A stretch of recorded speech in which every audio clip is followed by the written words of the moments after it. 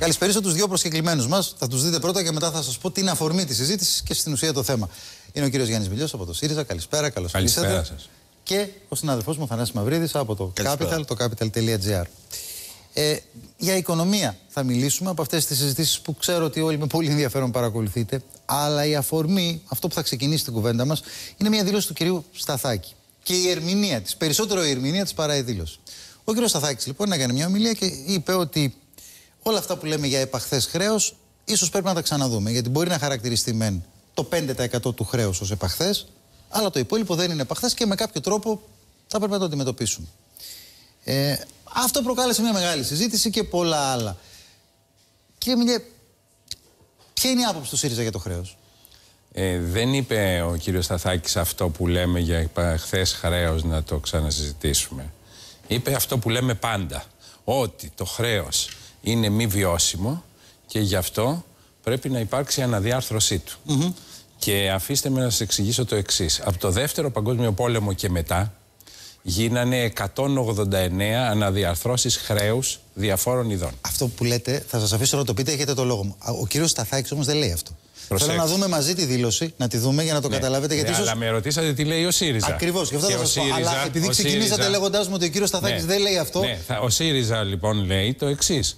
Και θα το έχετε ακούσει τον κύριο Τσίπρα να το λέει πολλές φορές. Να δούμε τι λέει ο κύριος Σταθάκης και μετά να μας πείτε τη θέση του ΣΥΡΙΖΑ, επειδή ετέθησαν και τα δύο.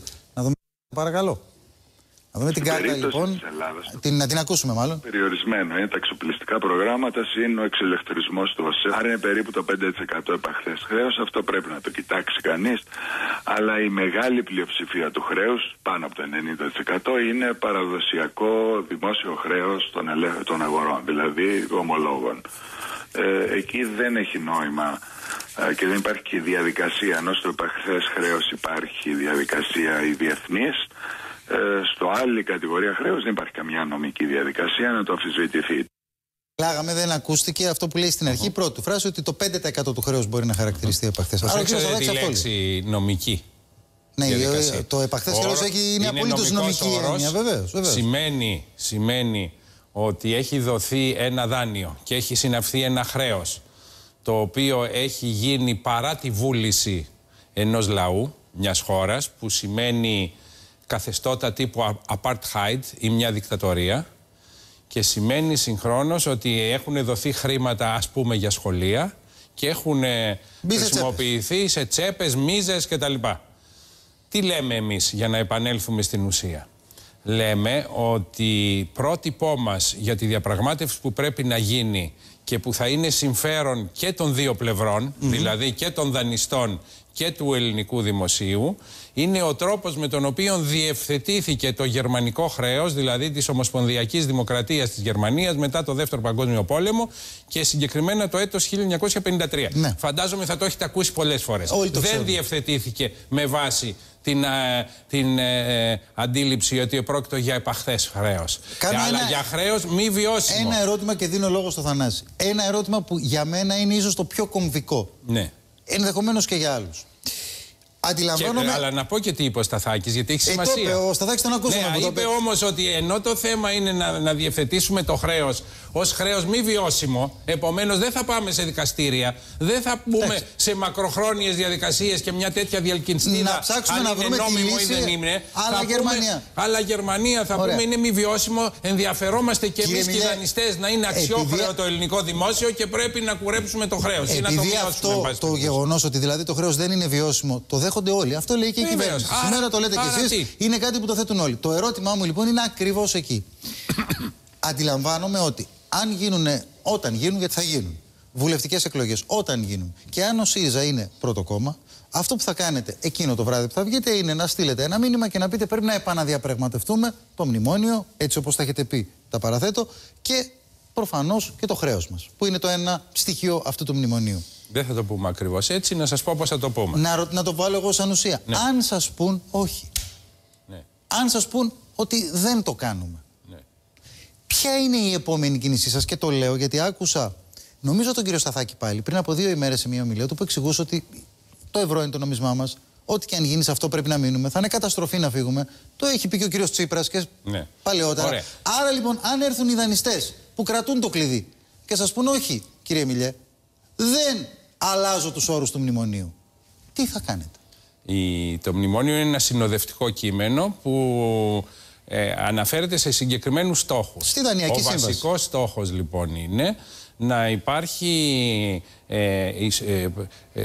δημοσιονομική σταθεροποίηση. Δηλαδή να μην έχουμε ελλείμματα, αντίθετα να έχουμε έναν ισοσχελισμένο προϋπολογισμό και να έχουμε και πρωτογενή πλεονάσματα. Ναι. Αυτόν τον στόχο τον αποδεχόμαστε. Και έχουμε εξηγήσει ότι αυτός ο στόχος είναι μια υπόσχεση που δίνουμε στον ελληνικό λαό, όχι σε κάποιον στο εξωτερικό ή στους δανειστές, διότι δεν είναι δυνατόν να σωρεύουμε χρέη. Αυτά βγαίνουν εις βάρος της πλειοψηφίας του κόσμου. Επομένως θα δεχτούμε αυτό το στόχο και θα υπάρχει συμφωνία στο στόχο. Νομίζετε ότι αν μειώσουμε το ΦΠΑ στα είδη πρώτης ανάγκης θα μας βομβαρδίσει καμιά χώρα από αυτές που μας έχουν δανείσει? Εδώ αρχίζει η ουτοπία. Θα μας βομβαρδίσει. Όχι ουτοπία, συγχωρήστε μου την έκφραση, είναι λάθος μου. Την παίρνω πίσω, την αποσύρω. Όχι ουτοπία. Αρχίζει η υπόθεση που πολλές φορές μπορεί να είναι αμφίβολη. Ξέρετε γιατί? Λέτε για το ΦΠΑ. Αφήστε με ένα πρόγραμμα ανασυγκρότησης. Το θέσω για να δώσω λόγο και στο συνάδελφό μου. Ένα πρόγραμμα ανασυγκρότησης. Το ΦΠΑ ήταν ένα παράδειγμα για να καταλάβει. Ναι, αλλά να απαντήσω στο παράδειγμα. Το ΦΠΑ στην εστίαση που έφτασε το καλοκαίρι, σας θυμίζω, ο Πρωθυπουργός ο ίδιος να το πάρει πάνω του για να μειωθεί. Μας ζητάνε τώρα να δώσουμε ισοδύναμο, λέει, 300 εκατομμυρίων για να παραμείνει στο 13%. Θέλω να πω ότι υπάρχουν πολλά πράγματα που τα λέμε και όταν πάμε έξω μας λένε όχι. Και το ερώτημα παραμένει στο όχι που μπορεί να σας πούν αν είστε κυβέρνηση και αν σας το πούν. Ναι. Το plan B ποιο είναι? Λοιπόν, εμείς θα καταστρώσουμε ένα πρόγραμμα παραγωγικής και κοινωνικής ανασυγκρότησης.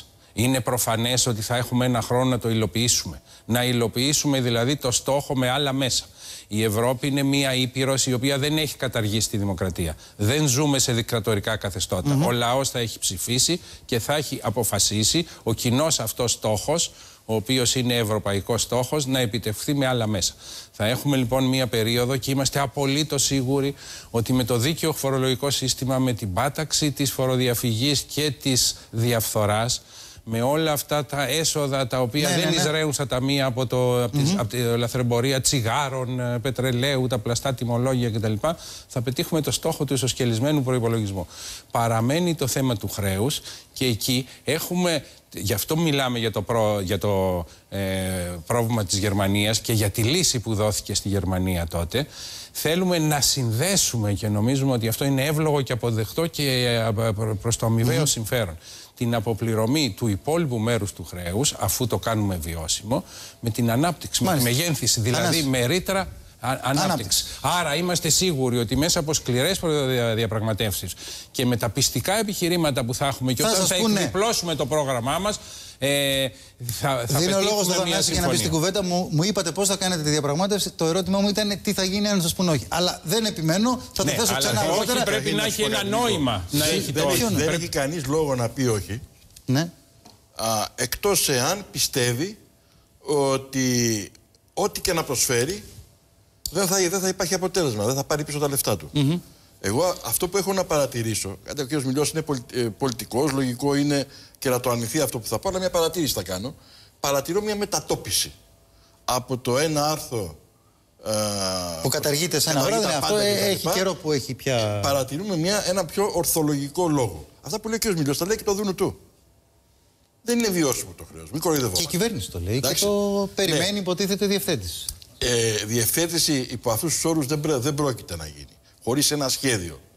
Και σε αυτό τον πιάνω το ΣΥΡΙΖΑ πιο διαβασμένο. Όντως, αν δεν έχεις ένα συγκεκριμένο σχέδιο, να πας να πεις τι στην Ευρώπη. Θέλω να μου διευθετήσεις το χρέος, αλλά εγώ θα δω τι θα κάνω στο μέλλον. Πρέπει να υπάρχει ένα συγκεκριμένο σχέδιο.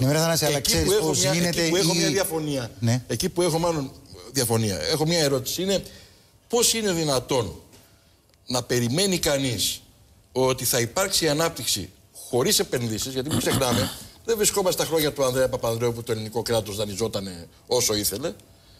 Και τι θα κάνετε για να έρθουν επενδύσεις. Ωραία, γιατί βάλατε πολλά ζητήματα να σας πω. Δεν είναι μόνο ένα, είναι περισσότερα. Είπατε για μετατόπιση του λόγου, δεν το δέχομαι. Πώς δεν το δέχεται? Δεν το δέχομαι. Είναι μια τακτική που ακολουθεί μια μερίδα του τύπου που έχει τον αριστερό ψάλτη και το δεξί ψάλτη. Ο αριστερός ψάλτης λέει ότι ο ΣΥΡΙΖΑ είναι πάρα πολύ αριστερός και κινδυνεύουμε επειδή θα κάνει. Εσείς δεν λέγατε μέχρι πρόσφατα αναρχία. Εσείς έχετε καλλιεργήσει την κοινωνία. Και ο δεξιός ψάλτης λέει ότι ο ΣΥΡΙΖΑ είναι πάρα πολύ δεξιός. Μην το λέτε αυτό. Εσείς που έχετε ένα περιοδικό με τον τίτλο Κεφάλαιο Capital, μας λέτε ότι είμαστε δεξιοί. Δεν είμαστε. Ότι έχουμε μετατοπιστεί και ότι μοιάζουμε με το Διεθνές Νομισματικό Ταμείο, μου είπατε. Δεν είναι κακό να μετατοπιστείτε, ούτε να γίνετε δεξιοί. Αλλά πέρα από το Διεθνές Νομισματικό Ταμείο. Κύριε Μιλιό, σας παρακαλώ, θα λέτε πράγματα τα οποία λέω. Εγώ είπα ότι αυτό το οποίο λέτε το λέει και το Διεθνές Νομισματικό Ταμείο. Μόνο στο σημείο ότι το χρέος δεν είναι βιώσιμο. Εμείς λέμε ότι πρέπει να σταματήσει η λιτότητα. Το Διεθνές Νομισματικό Ταμείο λέει ότι πρέπει να συνεχιστεί. Εμείς λέμε ότι έχουμε υστέρηση εσόδων. Το Διεθνές Νομισματικό Ταμείο δεν είναι σαφές τι λέει. Φαίνεται να λέει ότι πρέπει να συνεχιστούν οι περικοπές. Κατανοητό. Κάνει ένα ερώτημα να το κάνει γιατί πώς θα φέρετε λεφτά στη χώρα? Αυτό είναι το ερώτημα. Πώς θα φέρετε επενδύσεις? Το ερώτημα, ξέρετε, το πραγματικό ποιο είναι? Γιατί δεν έρχονται τώρα λεφτά στη χώρα? Ναι, αλλά ο κύριος Στουρνάρας με πληροφόρησαν. Τώρα πάτε στην κριτική της κυβέρνησης. Ξέρετε, είναι πιο χρήσιμο. Έχω την εντύπωση και για εσάς, αν και δεν έχω κανένα λόγο να το πω, να μας περιγράψετε τη δική σας θέση. Το τι θα κάνει η κυβέρνηση. Να το πούμε και αυτό γιατί πρέπει να ξεκινήσουμε από αυτό που κάνει. Από αυτό που λέει. Πιστέψτε με, όλοι με ενδιαφέρον θέλουμε να ακούσουμε την δική σας σκέψη και πρόταση. Απαντήστε σε αυτό το ερώτημα. Αυτό θα πω. Με ειδοποίησαν πριν από μισή ώρα, 3/4 συνεργάτες μου, οι οποίοι βρίσκονται στις Βρυξέλλες, μου έστειλαν, επειδή ήταν παρόντες, αυτά που είπε ο κύριος Στουρνάρας στο Ευρωκοινοβούλιο. Και περίπου είπε ότι αυξήθηκε η ανταγωνιστικότητα επειδή πέσαν οι μισθοί. Αυτό είναι μια εντελώς λάθος ανάλυση. Κύριε Μιλιό, εσείς τον κύριο Στουρνάρα χρωστάτε άγαλμα. Αν δεν ήταν ο κύριος Στουρνάρας, δεν θα είχατε πάρει κεφάλαια δημοσκοπικά ούτε με σφαίρες. Να σας πω λοιπόν ακριβώς το ερώτημά σας. Με την πολιτική που ακολουθεί η κυβέρνηση, που έχει φτάσει την ανεργία να είναι στο 30%, που έχει διαλύσει τη νέα. Λοιπόν, με αυτή την πολιτική υπάρχει ένα επιχειρηματικό και κοινωνικό περιβάλλον ανασφαλές, δηλαδή μη σταθερό. Είναι σαν να πρόκειται για μια περιοχή που μυρίζει βενζίνη και σκέφτεσαι μήπως ανάψει κανείς κάποιο σπίρτο, και επομένως αυτή η έλλειψη σταθερού κλίματος, το γεγονός ότι κάθε 2-3 μήνες νομοθετούν και ένα φορολογικό νομοσχέδιο, ενώ η φορολογία θα έπρεπε να έχει ένα νομοσχέδιο σαφές, μόνιμο, ότι θα μείνει μια δεκαετία. Άρα θα δημιουργήσετε ένα σταθερό περιβάλλον. Σταθερό περιβάλλον, λοιπόν, γιατί για μένα αυτό είναι το πιο σημαντικό. Σταθερό περιβάλλον, αυτό το σταθερό περιβάλλον φαντάζομαι ότι θα μας το δώσετε σε εμάς τους πολίτες πριν τις εκλογές, να το δούμε και να κρίνουμε, γιατί αυτό που λέτε είναι πραγματικά ο ζητούμενο. Όλοι το θέλουμε. Να υπάρχει ένα σταθερό περιβάλλον. Το πρόγραμμά μας σας το έχουμε δώσει τις βασικές τους γραμμές. Το σταθερό είπατε, θα φτιάξουμε ένα φορολογικό σύστημα και θα επιμείνουμε για να ισχύσει. Βεβαίως. Μου δίνετε τώρα μια απάντηση σε ένα ερώτημα που πολλές φορές σας έχει τεθεί από πολλούς δημοσιογράφους. Λέτε ότι θα φορολογήσουμε περισσότερο τους πλούσιους και λιγότερο, και θα ελαφρύνουμε τα χαμηλότερα στρώματα. Ποια είναι αυτή η γραμμή που θεωρείτε ότι είναι η γραμμή του πλούτου? Ποιον δηλαδή θεωρείτε πλούσιο? Από ποιο σημείο και πάνω? Δεν μπορώ να σας το πω τώρα. Δεν υπάρχει μια γραμμή. Αυτό φαντάζομαι ότι είναι ο ακρογωνιαίος λίθος σε ένα ενιαίο φορολογικό νομοσχέδιο. Μπορώ να σας πω πολλά άλλα πράγματα. Να σας πω ότι πρώτον υπάρχουν δραστηριότητες που είναι παράνομες. Έχουμε ως κράτος τα ηλεκτρονικά μέσα να τις ελέγχουμε. Θα έρθω σε αυτό. Λέμε ότι θα τις ελέγχουμε και δεν τις ελέγχουμε. Θα έρθω σε αυτό, είναι το επόμενο ερώτημα μου και μετά δίνω ξανά στο Θανάση. Δεν μπορείτε ακόμα να προσδιορίσετε. Ακούστε με, γιατί παραδείγματα. Γιατί λέτε, δεν μπορούμε να προσδιορίσουμε ποια είναι η γραμμή. Δεν μπορώ να σας πω μια γραμμή, διότι δεν πρόκειται για μια γραμμή. Δεν θεωρώ ότι είναι ορθή η ερώτηση. Κάπως όμως πρέπει να το προσδιορίσετε, αφού θα το έχετε έτοιμο, να μας το πείτε πριν τις εκλογές, για να ξέρουμε τι θα σημαίνει αυτό. Θα μιμηθούμε τη Γαλλία, την Γερμανία και άλλες χώρες στον τρόπο που αντιμετωπίζουν το φαινόμενο και την πρακτική των λεγόμενων ενδοομιλικών συναλλαγών.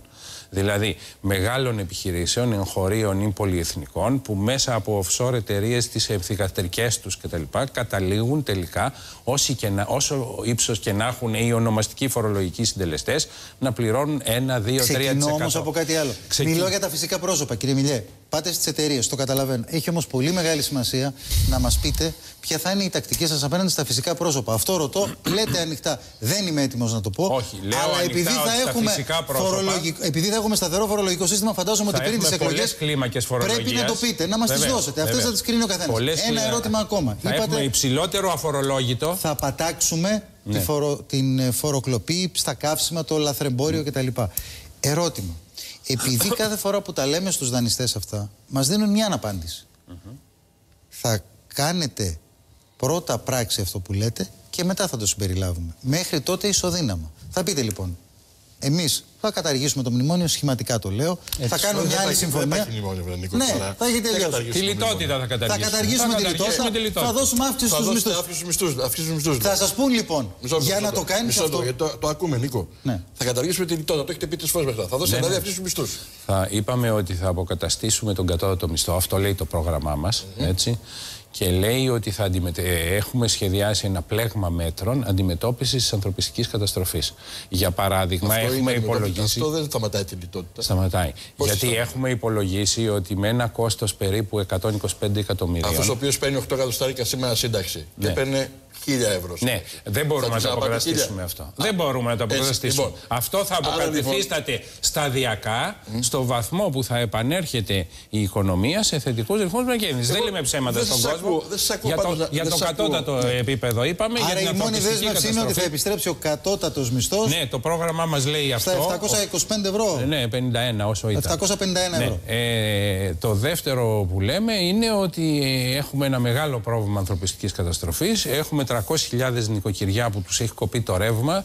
Πρέπει να έχουν πρόσβαση στο ρεύμα. Μια ελάχιστη κατανάλωση πρέπει να τους δοθεί. Το κόστος δεν είναι μεγάλο σε σχέση με το πρόβλημα που αντιμετωπίζουμε. Φόρος ακινήτων. Φόρος ακινήτων πρέπει να μειωθεί, διότι αυτή τη στιγμή είναι ένας υπερβολικός φόρος περιουσίας. Πόσο? Θα έχουμε λοιπόν ένα αφορολόγητο επίπεδο της περιουσίας. Οι φόροι που θέλουμε να βάλουμε είναι φόροι στο εισόδημα. Αυτό είναι το σωστό. Άρα δεν θα υπάρχει φόρος ακινήτων καθόλου. Θα υπάρχει φόρος ακινήτων και φόρος περιουσίας. Ο συντελεστής θα είναι μια μεγάλη ελάφρυνση, αυτό σας το εγγυώμαι, θα είναι μια μεγάλη ελάφρυνση για τη μεγάλη πλειοψηφία. Γιατί διστάζετε να πείτε, καταλαβαίνω ότι. Γιατί αλλάζουν συνεχώς τα πράγματα.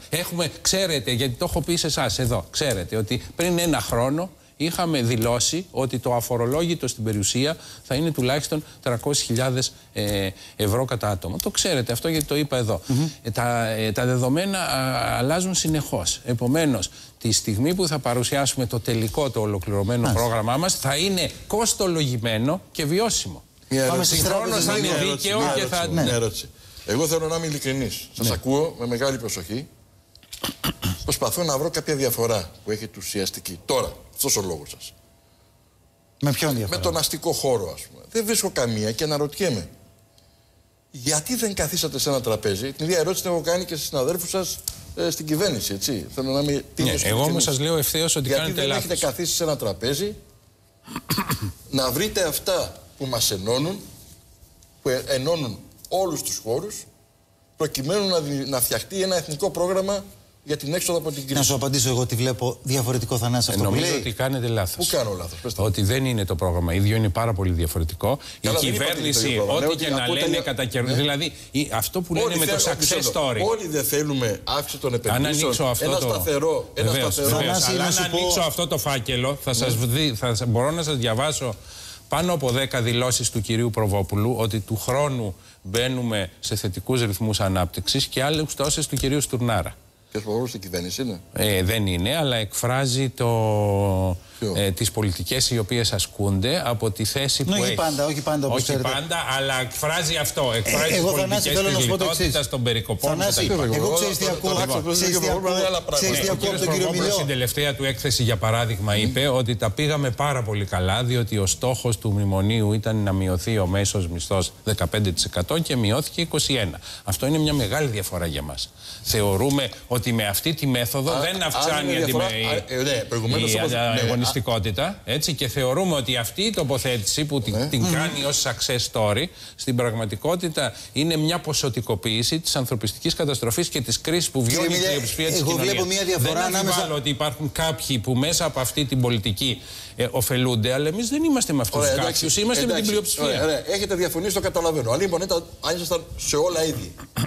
Παντού διαφωνείτε, δεν έχετε ένα σημείο να συμφωνήσετε. Δηλαδή, ο κόσμος σας ακούει εκεί σήμερα. Εκεί που συμφωνούμε είναι δευτερεύοντα σημεία. Δευτερεύοντα, όλα.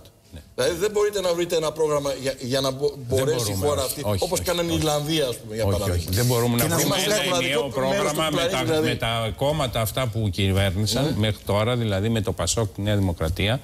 Δεν μπορούμε να βρούμε ένα κοινό πρόγραμμα. Ή εμείς ή κανένας. Δεν είναι έτσι. Εμείς λέμε ότι ακόμα και αυτοδύναμη η κυβέρνηση να μπορούμε να σχηματίσουμε, επειδή θα μας δώσει την εντολή ο λαός, θα επιδιώξουμε μια ευρύτερη κυβέρνηση και μια ευρύτερη συνεργασία. Κάνω μια παρατήρηση. Από προσωπικότητες και δυνάμεις, οι οποίες είναι από εδώ μεριά της διαχωριστικής γραμμής. Σαφές. Κάνω μια παρατήρηση από αυτό που είπε ο Θανάσης. Εμένα η βασική διαφορά που αντιλαμβάνομαι να λέτε σε σχέση με αυτό που λέει, ας πούμε, η κυβέρνηση, η Νέα Δημοκρατία Πασόκ, είναι η εξής. Λέει η κυβέρνηση: θα πετύχουμε τους στόχους και αν τα καταφέρουμε, που λέμε θα τα καταφέρουμε, θα δώσουμε αυξήσεις ή θα προσπαθήσουμε να αποκαταστήσουμε φορολογικές αδικίες. Ο ΣΥΡΙΖΑ λέει κάτι άλλο. Λέει: εμείς πρώτα θα κάνουμε αυτές τις κινήσεις. Τι θα δώσουν αυξήσεις? Θα μειώσουμε, θα αυξήσουμε το κατώτερο μισθό και θα ελαφρύνουμε τη φορολογία. Και μετά το αποτέλεσμα. Και εκεί μπαίνει το στίχημα. Αν σας κόψει τη χρηματοδότηση, για παράδειγμα, αφού θα έχετε παραβιάσει τη συμφωνία, δεν θα έχουμε παραβιάσει τη συμφωνία. Γιατί η συμφωνία θα είναι στο στόχο. Υπάρχει η λαϊκή κυριαρχία στην Ευρώπη. Η εσωτερική πολιτική είναι θέμα της κάθε κυβέρνησης. Το στόχο του πλεονασματικού προϋπολογισμού ή του ισοσκελισμένου, για να το πούμε σωστά, γιατί αυτή είναι η λογική, εάν δεν έχετε πρώτα εξασφαλίσει τον τρόπο να πατάξετε το λαθρεμπόριο στα καύσιμα, που είναι μια μεγάλη πληγή. Το έχουμε εξασφαλίσει. Ξέρουμε ότι υπάρχουν τα μέσα και βλέπουμε ότι το μεγάλο πρόβλημα του ελληνικού προϋπολογισμού, και μάλιστα όχι μόνο τώρα, αλλά τα προηγούμενα χρόνια που μας οδήγησαν εδώ, ήταν η υστέρηση των εσόδων, η οποία σε μεγάλο βαθμό ήταν η θελημένη. Να σας πω ότι στα χρόνια των ψηλών ρυθμών μεγέθυνσης, σε 10 χρόνια είχαμε 61% αύξηση του ακαθάριστου εγχώριου προϊόντος, δηλαδή του παρονομαστή του κλάσματος, και το χρέος ως ποσοστό του ακαθάριστου εγχώριου προϊόντος έμεινε σταθερό. Γιατί τα έσοδα μειώθηκαν. Εγώ ξαναλέω, πρέπει να κάνετε ένα λογαριασμό και σας καλώ, σας το ρωτώ αν το έχετε να μας το πείτε. Ναι. Από πόσα λεφτά υπολογίζετε το χρόνο ότι θα χρειαστείτε μάλλον θα εξοικονομήσετε από την πάταξη της φοροδιαφυγής και όλου αυτού του κακού μέρους της οικονομίας, της παραοικονομίας δηλαδή, ώστε να γυρίσουν στην κοινωνία? Είστε έτοιμος να μας πείτε σήμερα ότι εγώ πιστεύω ότι τον πρώτο χρόνο, αν μας επιλέξει ο λαός να κυβερνήσουμε, θα καταφέρω να μαζέψω 1, 2, 3, 13 δις, άρα θα τα γυρίσω στον κόσμο? Πόσο είναι αυτό? Αν σας πω ότι είναι πάνω από 1% του ΑΕΠ, δηλαδή πάνω από 2 δισεκατομμύρια, κάνω μία πρόβλεψη ή εκτίμηση μετριοπαθή. Εάν είναι μόνο 2 δισεκατομμύρια, θα μου επιτρέψετε να σας πω όλα αυτά που λέτε για αύξηση του κατώτατου μισθού. Ένα λεπτό, κύριε Μιλέα. Για αύξηση του κατώτατου μισθού. Ναι. Για μείωση της φορολογίας στα ακίνητα και όλα τα υπόλοιπα. Τα 2 δις που μου περιγράψατε εσείς είναι μια σταγόνα στον ωκεανό. Όχι, ούτε για διότι το δίκαιο φορολογικό σύστημα, πέρα από την πάταξη φοροδιαφυγής, με τον έλεγχο άλλων δραστηριοτήτων, διότι ξέρετε γιατί δεν υπάρχει ο έλεγχος μεταξύ άλλων, διότι έχουν διαλυθεί οι ελεγκτικές υπηρεσίες. Ναι, αλλά αντί να προσληφθούν 500 επιστήμονες στο ΣΔΟΕ, πόσα λεφτά υπολογίζουμε ότι θα μαζέψουμε από όλη αυτή την παραοικονομία για να τα γυρίσουμε στην κοινωνία? Λοιπόν, σας λέω ότι υπάρχουν σημαντικές σπατάλες που μπορούν να γίνουν, σπατάλες και στα μικρά και στα μεγάλα. Ωραία. Από το μέτρο που κάνανε τώρα για τον έλεγχο των οικοδομών και των επισκευών, που το κάνουν με τη μέθοδο του outsourcing. Τους δημοσίους υπαλλήλους που απολύονται, έχετε πει θα τους ξαναπροσλάβετε, έτσι δεν είναι? Τους δημοσίους υπαλλήλους, με τους δημοσίους υπαλλήλους, με το δημόσιο έχουμε ένα πάρα πολύ μεγάλο πρόβλημα. Απαντήστε μου σε αυτό. Ναι. Σχολικούς φύλακες, εκπαιδευτικούς και όλους. Εν τούτης, θα αναδιαρθρώσουμε με τέτοιο τρόπο το δημόσιο, που σας διαβεβαιώνω ότι θα τρίβουμε τα μάτια μας, και εσείς και εγώ. Μισθούς θα δίνετε. Το ερώτημά μου λοιπόν είναι, εάν πρέπει να περικόψετε τη φορολογία στα ακίνητα, να ξαναπροσλάβετε απολυμμένους, να πάτε τον κατώτατο μισθό πιο ψηλά, πόσα λεφτά χρειάζεστε για όλα αυτά? Τα βήματα και πού θα αυτά θα κάνουμε τα μετρημένα και μελετημένα και κοστολογημένα αυτά βήματα, τα προσεκτικά, με τέτοιο τρόπο ώστε να γίνει η επανάταξη αυτής της καταστροφής που έχει συμβεί σταδιακά, παράλληλα με την αύξηση των εσόδων. Μου λέτε την τακτική, εγώ ζητώ τα ποσά. Παράλληλα με την αύξηση των εσόδων. Ζητώ τα ποσά. Σας επιμένω ότι τα ποσά είναι πάρα πολύ δύσκολο να σας τα πω. Μου είπατε ένα κονδύλι από το οποίο προβλέπετε 2 δις και σας λέω 2 δις είναι σταγόνα στον ωκεανό. Ο πλούτος πληροφορίας που έχει αυτή τη στιγμή το Γενικό Λογιστήριο του κράτους, για να σας πω. Δεν μπορώ να πετάξω ένα νούμερο, δεν είναι έτσι. Αυτά έχουν μια δυναμική, αλλάζουν, μελετώνται, είναι τομέας, κωδικός. Πες το, Θανάση, για να κλείσουμε. Θα πήγαινε στις τράπεζες? Τώρα άστο, έχουμε χάσει το χρόνο. Δυστυχώς είναι πολύ ενδιαφέρον. Θα μεγάλο ζήτημα το θέμα των τραπεζών. Χωρίς τραπεζικό σύστημα δεν μπορούμε να αντιμετωπίσουμε την ανάπτυξη. Την άλλη εβδομάδα θα συνεχίσουμε αυτή την κουβέντα με το θέμα τραπεζών. Μια πολύ παρατήρηση μονάχα, ότι για να αλλάξετε το δημόσιο τομέα θα πρέπει να απαλλαγείτε από αυτούς που τον διέλυσαν το δημόσιο τομέα. Είναι το μεγάλο στίχημα και πρώτα πρέπει να διορθώσουμε.